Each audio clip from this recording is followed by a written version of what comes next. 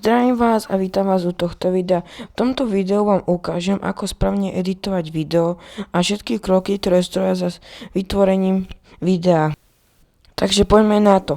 Ešte pred začiatkom nemusíte mať na stíhanie a tvorbu kvalitných videí nejaký špeciálny drahý setup alebo nejaké veľmi drahé a kvalitné pomocky, napríklad mikrofón za 100 € a vyššie. Napríklad ja používam 10-eurový mikrofón na tvorbu videí a komentovaní a po mňa to má dobrý zvuk a na začiatok to stačí. Neskôr môžete už pokročiť ďalej a kúpiť si niečo lepšie. Pred stíhaním videí a publikovaním na sociálnych sieťach si ešte musíte najskôr vybrať tému, ktorú budete natáčať a akým štýlom to budete natáčať. Môžete si vybrať napríklad počítačové hry, šport, testovanie produktov, alebo vyrábanie a kreslenie, alebo kopec iných tém. A potom už podľa danej témy si môžete vybrať štýl, ktorý napríklad natáčajú iní ľudia, alebo taký štýl, ktorý sa k tomu najviac hodí. Napríklad ja natáčam na tému Minecraft, konkrétne Minecraft Bedrock edíciu a server The Hive. Napríklad na tomto serveri sú štýly napríklad komentári, video, style, potom napríklad montages, alebo gameplay a iné štýly. Ja hlavne natáčam komentári z toho videa, alebo niekedy je to montages a teraz chcem už natáčať aj gameplays a toto sú ukážky týchto štýlov. Okay, so they added new update this.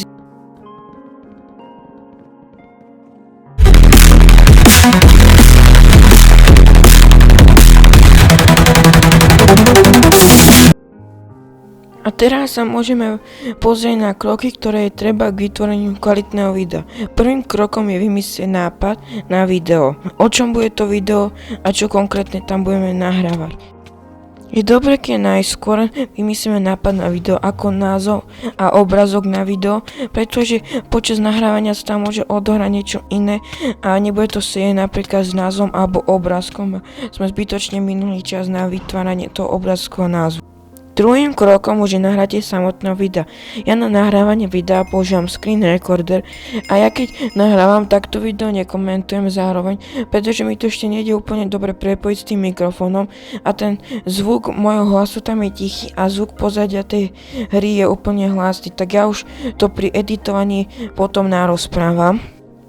Hlavným krokom je teraz strihanie videa. Ja na strihanie videa a editovanie používam VN editor. Pri výbere editora je dôležité si vybrať editor, ktorý je bezplatný. Môžete si kúpiť aj platený, ale ak chcete bezplatný, tak si pozrite, či má aj bezplatné funkcie, aby ste si nemuseli kupovať napríklad nejaké Pro, ktoré stojí aj 20 € a či sa dajú bezplatne exportovať videa, alebo keď urobíte video a budete musieť exportovať napríklad keď za zakúpenie toho Pro, tak to nie je moc dobré.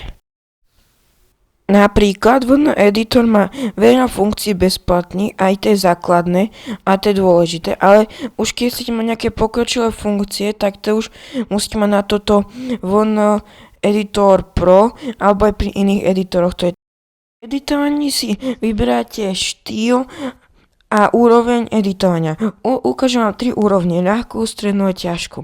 Začneme s ľahkou úrovňou. Ľahká úroveň alebo základná. Pri tejto je najdôležitejšia alebo pri celom editovaní je vlastne strihanie videa, keď nepotrebné momenty vystriham alebo skrátiť dĺžku videa. Tak najskôr použijeme pri tom napríklad tomto editore split a potom dáme delete a vymažeme to. Ku základnému editovaniu aj patrí napríklad pridať text. Takto ho pridáme. Potom napríklad aj patrí upraviť si ho, pootáčať, zväčšiť, zmenšiť, preniesť. Potom patrí napríklad zvýšiť a znižiť hlasitosť toho videa. Potom aj nahrávam vlastný komentár cez túto funkciu. Si ho takto zapneme a to už potom nahráva.